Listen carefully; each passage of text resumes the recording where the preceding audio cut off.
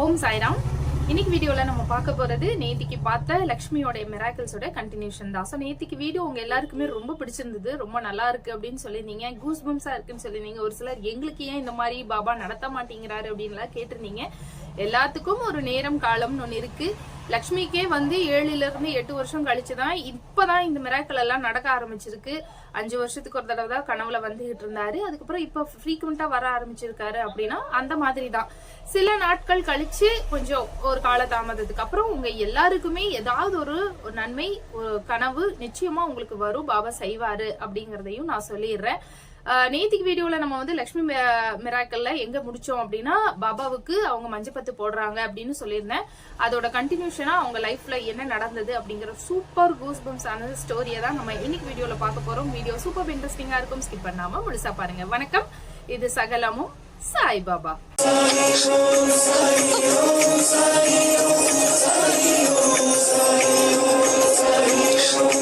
So நான் வந்து போன வீடியோல சொல்லியிருந்தேன், பாபாவுக்கு கால் வலிக்குது அப்படின்னு சொல்லி இவங்க புரிஞ்சுக்கிட்டாங்க. பாபாவுடைய காலுக்கு மஞ்சப்பத்து போடுறாங்க.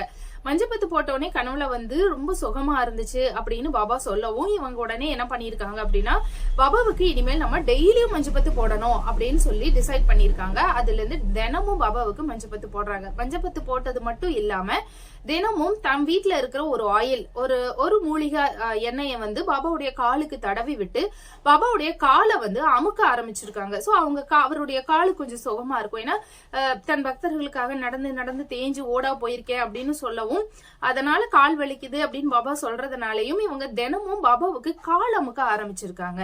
சோ எண்ணெய் தடவி கால் அமுக்கி இந்த மாதிரி ரெகுலரா இவங்க பண்ணிட்டு இருக்கும் போது ஒரு நாள் பாபா வந்து இவங்களுடைய கனவுல வந்திருக்காங்க. கனவுல வந்து இவங்க என்ன பண்ணிருக்காங்க, கனவுல என்ன பாத்துருக்காங்க அப்படின்னா, இவங்க வந்து ஒரு ஆயில், அந்த ஆயில வந்து தடவுறாங்க. இவங்க வீட்டுல இருக்கு இல்லையா, இவங்க தினமும் அதை சுயவியா செஞ்சுட்டு இருந்தாங்களே, அந்த ஆயில வந்து பாபாவுக்கு கால்ல வந்து தடவிட்டு இருக்காங்க. கால்ல தடவி காலை அமுத்தி விட்டுட்டு இருக்காங்க. அந்த மாதிரியே ஒரு கனவு வந்திருக்கு. அப்ப பாபா வந்து என்ன சொல்றாருன்னா, நல்லா தடவுமா, நல்லா தடவு அப்படின்னு சொல்றாரு. உடனே இவங்களும் நல்லா தடவுற பாபா, நல்லா தடவுறேன், ஏன் பாபா உங்களுக்கு அவ்வளவு கால் வலிக்குதா அப்படின்னு இவங்க கேக்குறாங்க. உடனே பாபா சொல்றாரு, அதெல்லாம் இல்லம்மா, நான் சொல்ற மாதிரி ஒரு எண்ணெய வந்து நீ காய்ச்சு, நான் சொல்ற மூலிகைகளை எல்லாம் போட்டு ஒரு ஆயில் ஒண்ணு காய்ச்சு, அதை நல்லா காய்ச்சி 2 நாள் ஊற வச்சு அந்த எண்ணெயை தடவி விடு, அது இன்னும் கொஞ்சம் நல்லா இருக்கும் அப்படின்னு பாபா சொல்றாரு. சரின்னு இவங்க அடுத்த நாள் காலையில இவங்க என்ன பண்றாங்கன்னா, பாபா சொன்ன விஷயங்கள் எல்லாம் இவங்களுக்கு நல்லாவே நினைவு இருந்திருக்கு, என்னென்ன மூலிகை போடணும் அப்படின்னு சொல்லிட்டு. சோ அவங்க அந்த மூலிகைகளை எல்லாம் வாங்கிட்டு வந்து சொன்ன மாதிரியே இவங்க எண்ணெய் காய்ச்சுறாங்க. எண்ணெய் காய்ச்சி 2 நாள் ஊற வைக்கிறாங்க. ஊற வச்ச எண்ணெய பாபாவுக்கு திரும்பவும் தடவி விடுறாங்க. தடவி விட்டதுக்கு அப்புறம் அவர் பாபா திரும்பவும் கனவுல வராரு. கனவுல வந்து என்ன சொல்றாரு அப்படின்னா, நான் செய்ய சொன்ன அந்த எண்ணெய கோயில்ல இருக்கிற பக்தர்களுக்கெல்லாம் கொண்டு போய் கொடு, எல்லாரும் அது உங்ககிட்ட இருந்து வாங்கிக்குவாங்க அப்படின்னு சொல்றாரு. சோ இந்த விஷயத்த இவங்க காலையில நினைச்சு பாக்குறாங்க. காலையில நினைச்சு பார்த்தோன்னே, இது என்ன ஆயில கொண்டு போய் நம்ம எப்படி கோயில்ல கொண்டு போய் கொடுக்கறது, அதுவும் பக்தர்களுக்கு கொண்டு போய் கொடுக்கறது, என்னன்னு சொல்லி கொடுக்கறது. திடீர்னு கோயிலுக்கு கொண்டு போய் இந்த மாதிரி நான் என்ன காய்ச்சினேன் அப்படின்னு சொல்லி நான் என்னன்னு சொல்லி கொடுப்பேன், எதுக்காக கொடுப்பேன் அப்படின்னு சொல்லிட்டு இவங்க என்ன பண்ணிருக்காங்க, கேஷுவலா விட்டுட்டாங்க. அதை பெருசா எடுத்துக்கவே இல்லை, அதை அவங்க செய்யவும் இல்லை. அதுக்கப்புறம் ஒரு 3 நாள் கழிச்சு பாபா திரும்பவும் கனவுல வந்திருக்காரு. அந்த கனவுல அவங்க என்ன பாக்குறாங்க அப்படின்னா, இவங்க எங்கேயோ ஒரு மலை கோயிலுக்கு போறாங்க. சரிங்களா, ஒரு மலை கோயிலுக்கு போறாங்க. போகும்போது இவங்களுக்கு வழி தெரியல. வழி தெரியாம எங்கேயோ எங்க போறது, எந்த திசையில போறது அப்படின்னு தெரியாம வழி மாறி அப்படியே நின்னுட்டாங்க. அந்த இடத்துல வந்து கொஞ்சம் இருட்டா இருக்கு. அப்ப அங்க ஒரு பெரியவர் இருக்காரு, ஒரு வயசானவர் வந்து ஒரு தாத்தா மாதிரி அங்க இருக்காரு.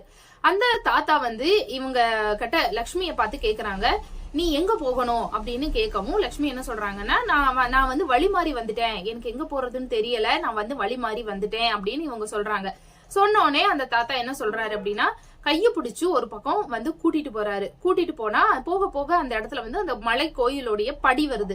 அந்த படிக்கட்டு வந்தோடனே இவர் நின்னுக்கிட்டாரு. இதான் வழி, நீ இந்த வழியா போமா அப்படின்னு சொல்லி இவர் வந்து அங்கேயே நின்னுக்கிட்டாரு. அப்ப லக்ஷ்மி என்ன சொல்றாங்க அப்படின்னா, நீங்களும் கூட வாங்க தாத்தா அப்படின்னு சொல்லி சொல்றாங்க. இல்லம்மா, நான் இங்கேயே இருக்கேன், நீ மட்டும் போ அப்படின்னு சொல்லவும், அதெல்லாம் முடியாது, நீங்க என் கூட வந்துதான் ஆகணும் அப்படின்னு சொல்லிட்டு அந்த வயசானவர் வந்து பார்க்க பாபா மாதிரியே இருக்காரு. இவங்க வந்து பாபா அப்படின்னே கூப்பிடுறாங்க. அந்த வயசானவருடைய அந்த தாத்தாவுடைய கைய புடிச்சுக்கிட்டு தரன்னு இழுத்துக்கிட்டு படியேறி மேல கோயிலுக்கு போயிடுறாங்க.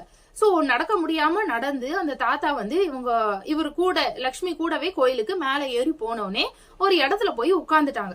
உட்கார்ந்தோடனே அந்த தாத்தா என்ன சொல்றாரு அப்படின்னா, ஏமா என்னை இப்படி இழுத்துட்டு வர்ற, நான் உன்னை விட்டா கூட நீ என்ன விட மாட்ட போல இருக்கே அப்படின்னு அவர் வந்து சொல்லவும் லக்ஷ்மி என்ன சொல்றாங்கன்னா, கண்டிப்பா நான் உங்களை விட மாட்டேன் சாயப்பா, நான் கண்டிப்பா உங்களை விடவே மாட்டேன், நீங்க என்ன விட்டாலும் நான் உங்களை விட மாட்டேன் அப்படிங்கிற மாதிரி இவங்க சொல்றாங்க. ஒரு இடத்துல இவங்க 2 பேரும் உட்கார்றாங்க. உட்கார்ந்து இவங்க வந்து பேசிக்கிறாங்க. அப்ப பாபா என்ன சொல்றாரு அப்படின்னா, சரி அதெல்லாம் விடு, நான் என்ன சொன்னாலும் நீ செய்யற, ஆனா வந்து ஒரு விஷயத்த மட்டும் நீ செய்யவே மாட்டேங்கிறியே அப்படின்னு பாபா கேக்குறாரு. என்ன விஷயம் சாயப்பா அப்படின்னு இவங்க கேட்கவும், நான் சொன்னேனே ஒரு எண்ணெய், அந்த எண்ணெய காய்ச்சி கோயில கொண்டு போய் குடுன்னு சொன்னேன், நீ ஏன் அதை இன்னும் செய்யவே இல்லை அப்படின்னு கேக்குறாரு.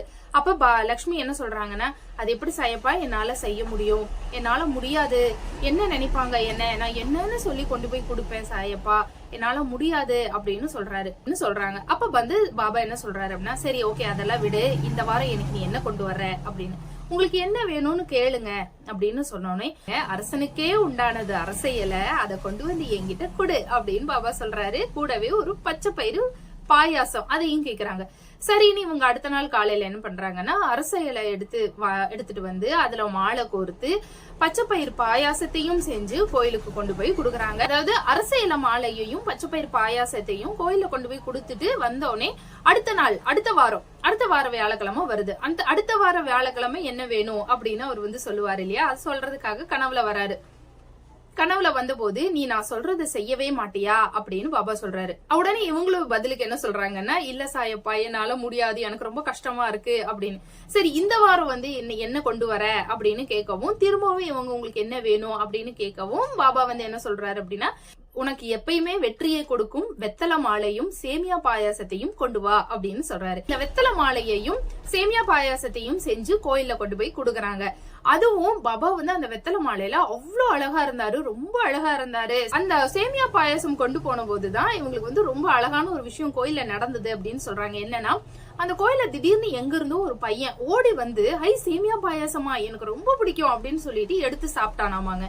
சாப்பிட்ட போது அவங்க அம்மாவை பார்த்து சொன்னாரா, அம்மா இங்க பாத்தீங்களா சேமியா பாயாசம், நான் வந்து உங்ககிட்ட செய்ய சொன்னேன்ல, நீங்க எனக்கு செஞ்சு தர மாட்டேன்ட்டீங்களே, எனக்கு இங்க கோயில்ல கிடைச்சிருச்சு பாத்தீங்களா அப்படின்னு சொல்லிட்டு ரொம்ப சந்தோஷமா அந்த சேமியா பாயாசத்தை வாங்கி குடிச்சானா. லக்ஷ்மிக்கு வந்து என்ன தோணி இருக்குன்னா, ஓகே இந்த பையனுக்காக தான் நம்ம கிட்ட சேமியா பாயாசம் கேட்டிருக்காரு போல பாபா, இவனுக்கு வந்து குடிக்கணும்னு ரொம்ப ஆசையா இருந்திருக்கு, வீட்டுல செஞ்சு தரல, ஆனா இந்த பையனுக்காக தான் நம்மள இன்னைக்கு சேமியா பாயசம் செஞ்சு கொண்டு வர சொல்லியிருக்காரு போல இருக்கு அப்படின்னு சொல்லி அவங்க வந்து நினைச்சுக்கிட்டாங்க. சோ அந்த வாரம் வந்து அவங்களுக்கு ஸ்மூத்தா முடிஞ்சிருச்சு. சோ வீட்டுக்கு வந்துடுறாங்க. வீட்டுக்கு வந்ததுக்கு அப்புறம் தான் ஒரு கட்டத்துக்கு மேல பாபாவோடைய கோபத்துக்கு இவங்க வந்து ஆளாகிறாங்க. என்ன அப்படின்னா, பாபா வந்து திரும்ப கனவுல வந்து லக்ஷ்மி கிட்ட என்ன சொல்லிட்டு இருந்திருக்காரு அப்படின்னா, நான் சொல்ற அந்த மூலிகைகளை போட்டு நீ என்ன காய்ச்சி அதை கோயில்ல வர்ற பக்தர்களுக்கு எல்லாம் கொண்டு போய் குடு அப்படின்னு சொல்றாரு. ஏன் அப்படின்னா, கோயிலுக்கு வர்ற பல பக்தர்களுக்கு நிறைய பேருக்கு கைவலி, கால்வலி, தலைவலின்னு ஏகப்பட்ட வலி இருக்காங்க. அந்த வலியோட அவங்க ரொம்ப கஷ்டப்படுறாங்களாமாங்க. அந்த கஷ்டத்துக்கு நிவாரணமா நீ வந்து நான் சொல்ற மூலிகைகளை எல்லாம் போட்டு ஆயில் காய்ச்சி அந்த எண்ணெயை கொண்டு போய் கோயில்ல பக்தர்களுக்கு விநியோகம் பண்ணு அப்படின்னு சொல்றாங்க. ஆனா அதை செய்ய லக்ஷ்மி மறுத்தர்றாங்க. ஏன்னா இவங்களுக்கு வந்து அதை செய்யறதுல கொஞ்சம் ஒரு சங்கடமா இருந்திருக்கு, கொஞ்சம் கஷ்டமா இருந்திருக்கு. ஏன்னா செய்யறதுல அவங்களுக்கு எந்த கஷ்டமும் கிடையாது, செய்யறத கூட அவங்க செஞ்சிடறாங்க. ஆனா கோயிலுக்கு கொண்டு போய் கொடுக்கறது அப்படிங்கறது வந்து அவங்களுக்கு ஒரு மாதிரி தர்ம சங்கடமா இருந்திருக்கு. என்னன்னா, நம்ம என்னன்னு சொல்லி கோயில்ல கொண்டு போய் கொடுப்போம், எப்படி கொடுப்போம், நம்ம கொடுத்தா வாங்குவாங்களா, அதை யூஸ் பண்ணுவாங்களா, நம்மள என்னன்னு நினைப்பாங்க. அதுலயும் பாபா கனவுல வந்து என்னை இந்த மாதிரி செய்ய சொன்னாரு அப்படின்னு சொன்னா இந்த உலகம் நம்புமா அப்படிங்கிற மாதிரி ஒரு தயக்கம் அவங்களுக்குள்ள. அதனால ஒவ்வொரு தடையும் பாபா வந்து கனவுல வந்து சொல்லும் போதெல்லாம் லக்ஷ்மி வந்து அதை நிராகரிக்கிறாங்க, மறுக்கிறாங்க. இல்ல பாபா என்னால முடியாது அப்படின்னு மறுக்கிறாங்க. ஒரு கட்டத்துக்கு மேல பாபாவுக்கு தன்னுடைய ஆர்டர்ஸை யாராவது பின்பற்றல அப்படின்னா கோபம் வரும், நிச்சயமா வரும். அவரை பொறுத்த வரைக்கும் அவருடைய ஆணைக்கு நம்ம கட்டுப்படணும். அப்படி அவருடைய கட்டளைக்கு நம்ம கட்டுப்படல அப்படின்னா ஒரு கட்டத்துக்கு மேல அவருக்கு நிச்சயமா கோபம் வரும். அதனால அதே மாதிரிதான் ஒரு கட்டத்துக்கு மேல பாபாவுக்கு லக்ஷ்மி மேல கோபம் வந்துருச்சு. ஏன்னா இத்தனை வாட்டி நான் சொல்லியும் அதை நீ செய்யல பாத்தியா அப்படிங்கிற ஒரு கோபம் வருது. அந்த கோபத்தை அவர் எப்படி வெளிப்படுத்தினாரு அப்படின்னா, ஒரு நாள் ராத்திரி இவங்க வீட்டுல தூங்கிட்டு இருக்கும் போது இவங்களுடைய பொண்ணு, அவங்க பாப்பா வந்து தூங்கிட்டு இருக்கும் போது திடீர்னு அந்த பாப்பா வந்து கோவத்துல வேற மாதிரி ஒரு சவுண்ட் வந்து வேற மாதிரி சவுண்ட் கொடுத்து அந்த பொண்ணு வந்து கத்துதாமாங்க. என்னன்னு சொல்லி கத்துது அப்படின்னா, நான் சொல்றதை நீ செய்ய மாட்டியா அப்படின்னு அந்த குழந்தை வந்து சொல்லுது. அதுவும் தூக்கத்துல சொல்லுதுங்க. அதாவது கத்துதாமாங்க. என் பாப்பா வந்து தூக்கத்துல கத்துறா.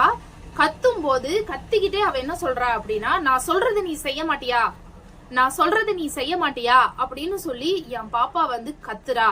அவ கத்துனதை பார்க்கும்போது எனக்கு வந்து பயமே வந்துருச்சு. அண்ட் அப்ப அந்த நிமிஷம் நான் புரிஞ்சுக்கிட்டேன், பாபா நம்ம சாயப்பா கோச்சுக்கிட்டாரு, அவருக்கு கோபம் வந்துருச்சு, நம்ம வந்து அவர் சொல்றத செய்யல அப்படிங்கறனால அவர் கோபம் வந்துருச்சு அப்படிங்கறத அவங்க வந்து நல்லாவே உணர்ந்துட்டாங்க. சரிங்களா? சோ இதுதான், இப்படிதான் பாபா வந்து உணர்த்துருவாரு. நான் நிறைய வாட்டி சொல்லியிருக்கேன், பாபாவுடைய கோபத்துக்கு மட்டும் நம்ம ஆளாகவே கூடாது. கோபம் வந்துருச்சுன்னா அவர் வேற மாதிரி ஒரு ரூபத்தை காட்டுவாரு. அதை நம்மளால தாங்கிக்கவே முடியாது. அந்த மாதிரி இவங்களுக்கு வந்து பயங்கரமா ஒரு பயம் வந்துருச்சு. பயம் வந்தோடனே இவங்க அடுத்த செகண்ட் என்ன பண்ணிட்டாங்கன்னா, இனி நம்ம பாபாவுடைய கோபத்துக்கு ஆளாக கூடாது, என்ன நடந்தாலும் சரி, யாரு நம்மளை பத்தி என்ன நினைச்சாலும் சரி, பாபா என்ன சொல்றாரோ அதை நம்ம செஞ்சிடலாம் அப்படின்னு சொல்லிட்டு 30 வகையான மூலிகைகளை இவங்க போய் தேடி வாங்கி சோர்ஸ் பண்றாங்க. அதாவது அவர் வந்து என்னெல்லாம் மூலிகை சொன்னாரோ அந்த மூலிகையெல்லாம் நோட் பண்ணி இவங்களுக்கு தெரிஞ்ச ஒரு சில மூலிகைகளையும் வாங்கி அந்த மூலிகை கூட பாபா சொன்ன மூலிகைகளையும் சேர்த்துறாங்க. அப்படி சேர்த்துனா 30 வகையான மூலிகைகள் அதுல வந்து இருக்கு. அந்த 30 வகையான மூலிகைகளை வந்து சோர்ஸ் பண்றாங்க. அடுத்த நாள் காலையிலேயே இவங்க என்ன பண்றாங்கன்னா, இனி நம்ம போய் மூலிகைகளை வாங்குறதுக்காக போறாங்க. நிறைய இடத்துல இவங்களுக்கு தெரிஞ்சவங்க கிட்ட, ஃப்ரெண்ட்ஸ் கிட்ட, சிஸ்டர்ஸ் கிட்ட எல்லாம் சொல்றாங்க, இந்த மூலிகை எல்லாம் எனக்கு வேணும் அப்படின்னு சொல்றாங்க. சொன்னா நம்ப மாட்டீங்க அக்கா, எப்படி எனக்கு அந்த மூலிகைகள்லாம் நான் ஒண்ணு சேர்த்தினேன், அதுவும் ஒரே நாள்ல எப்படி நான் ஒண்ணு சேர்த்தினேன்னு எனக்கே தெரியல. நான் என்னெல்லாம் மூலிகை வேணும்னு கேட்டேனோ அது எல்லாமே ஒரே நாள்ல என் வீடு வந்து சேர்ந்துச்சு, என் கைக்கு வந்து சேர்ந்துச்சு அப்படின்னு சொல்றாங்க லக்ஷ்மி. இவ செவ்வாய்க்கிழமை அத்தனை மூலிகைகளும் இவங்க வீடு தேடி வந்துருச்சு. ஒண்ணு கூட மிஸ் ஆகல. எல்லாமே நான் கேட்டது எல்லாமே எனக்கு கிடைச்சது. வீட்டுல கொஞ்சம் செக்கு எண்ணெய் இருந்தது, அது போக நான் போய் மறுபடியும் செக்கு எண்ணெய் வாங்கிட்டு வந்தேன். மூலிகைகளும் என் வீடு தேடி எல்லாமே வந்துச்சு. இத்தனை வகையான மூலிகைகள் எப்படி என் வீடு வந்து சேர்ந்துச்சு, ஒரு நாள்ல நான் எப்படி இதெல்லாம் சேகரிச்சேன் அப்படின்னு எனக்கே புரியல. ஆக்சுவலா அது செஞ்சது நான் கிடையாது, சாக்ஷாத் பாபா தான். அவர் விருப்பப்பட்டதுனாலையும் அவர் மனசு வச்சதுனாலையும் அவர் கட்டளை இட்டதுனாலையும் தான் இத்தனை வேலையும் சுலபமா ஒரே நாள்ல எனக்கு வந்து நடந்திருக்கு. இல்லைன்னா இவ்வளவு வகையான மூலிகைகளை நான் ஒரு நாள்ல சேகரிக்கிறது அப்படிங்கிறது என்னால முடியாத காரியம். அப்படி என் வீடு தேடி வந்த அந்த மூலிகைகளை எல்லாம் நான் உடனடியா அவர் சொன்ன மாதிரியே எண்ணெய் காய்ச்சினேன். எண்ணெய் காய்ச்சி 2 நாள் ஊற வச்சேன். செவ்வாய் புதன் 2 நாள் ஊற வச்சு வியாழக்கிழமை பாபா சொன்ன மாதிரியே அந்த எண்ணெயை எடுத்துட்டு நான் கோயிலுக்கு கிளம்பிட்டேன் அப்படின்னு சொல்றாங்க லக்ஷ்மி. அப்படி வியாழக்கிழமை இவங்க பாபா சொன்ன மாதிரியே அவர் கட்டளைக்கு கட்டுப்பட்டு அவர் சொன்ன மாதிரி அவர் சொன்ன மூலிகைகளை எல்லாம் போட்டு எப்படி காய்ச்சணுமோ அப்படி காய்ச்சி அவருடைய ரெசிபி படி ஒரு ஆயில காய்ச்சறாங்க. வியாழக்கிழமை நாள் கோயிலுக்கு கொண்டு போறாங்க. வியாழக்கிழமை இவங்க கோயிலுக்கு கொண்டு போனதுக்கு அப்புறம் என்ன நடந்துச்சு அப்படிங்கறத நம்ம நாளைக்கு வியாழக்கிழமை அன்னைக்கே பார்க்கலாம். சோ எப்படி இருந்துச்சு இந்த அழகான விஷயம், இந்த வீடியோ மூலமா நீங்க என்ன புரிஞ்சுக்கிட்டீங்க அப்படிங்கறத எனக்கு மறக்காம கமெண்ட் பாக்ஸ்ல கமெண்ட் பண்ணுங்க. நான் ஏற்கனவே சொல்லியிருக்கேன், பாபா எந்த அளவுக்கு அன்பானவரோ அந்த அளவுக்கு பாபா கொஞ்சம் கோபமானவரும் கூட.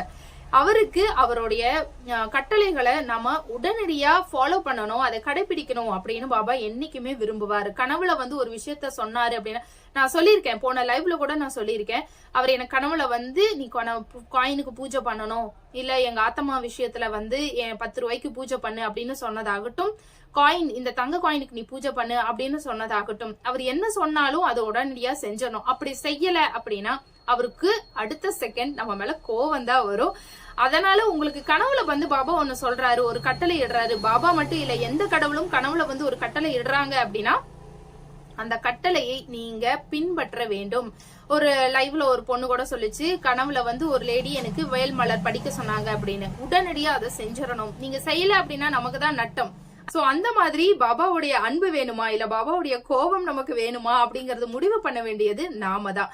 எந்த ஒரு விஷயத்துக்கும் எந்த ஒரு கட்டளைக்கும் செய்யணும்னு நினைச்சு ஐயோ இதை செய்யணுமா அப்படின்னு நினைச்சு சோம்பேறித்தனப்பட்டீங்கன்னா நட்டா நமக்கு தான். இன்னொன்னு பாபாவுடைய கோபத்துக்கும் நம்ம ஆளாகணும் அப்படின்னா நமக்கு தான் திரும்பவும் மன வருத்தம் வரும்.